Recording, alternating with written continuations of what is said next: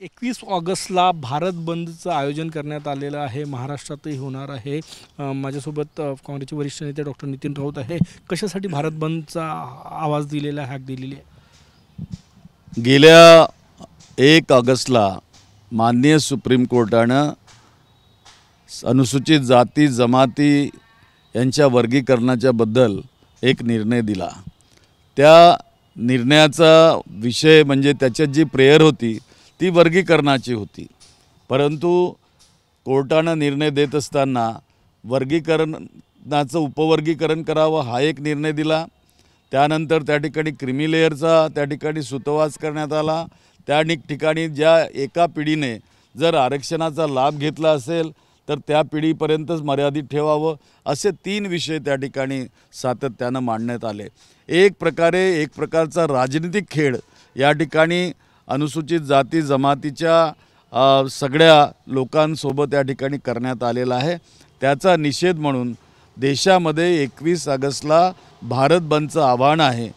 तर आम्ही संविधानाने जे अधिकार SC STला देण्यात आलेले आहेत त्या अधिकाराचं पूर्णपणे संरक्षण व्हावं, संविधानाचा सन्मान व्हावा, यासाठी भारत बंद या ठिकाणी केलेला आहे.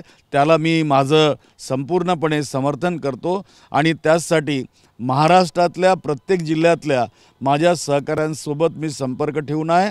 सर्वांना आपल्या माध्यमातून आवाहन करतो की येत्या 21 ऑगस्टच्या भारत बंदमध्ये आपण सर्वांनी मोठ्या संख्येने त्या ठिकाणी सम्मिलित व्हावं.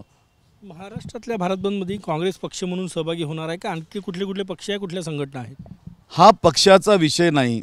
काँग्रेस पक्षानं काँग्रेसच्या 2024च्या लोकसभेच्या निवडणुकीमध्ये जे न्यायपत्र दिलं त्या न्यायपत्रामध्ये संविधानाचं संरक्षण करण्याचं त्या ठिकाणी सुतोवाच केलेला आहे.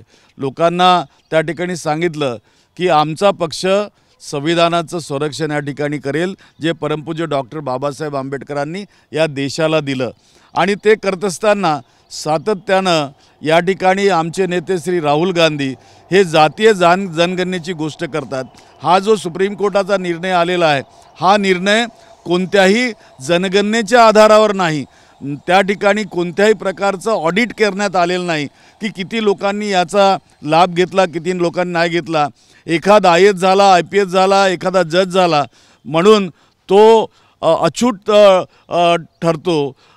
त्याला काही ब्राह्मण समजत नाही कुणी, किंवा त्याला जनरल कॅटेगरीचा सामान्य समाजातला क्षत्रिय किंवा राजपूत समजत नाही, तर त्याला ते शेवटी शेड्यूल कास्टच समजतात, त्याला आदिवासीच समजतात. म्हणून त्या गोष्टीला आमचा विरोध आहे, त्या भावनेला आमचा विरोध आहे. आम्ही संविधानाच्या बाजूने या ठिकाणी उभं ठाकलेलं आहोत. खूप खूप धन्यवाद. कॅमेरामॅन साईसह गजानन माटे, TV9 मराठी, नागपूर.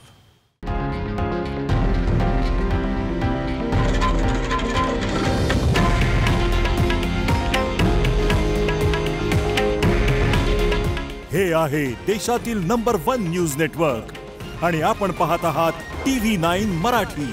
काळजी तुमची, हित महाराष्ट्राचं.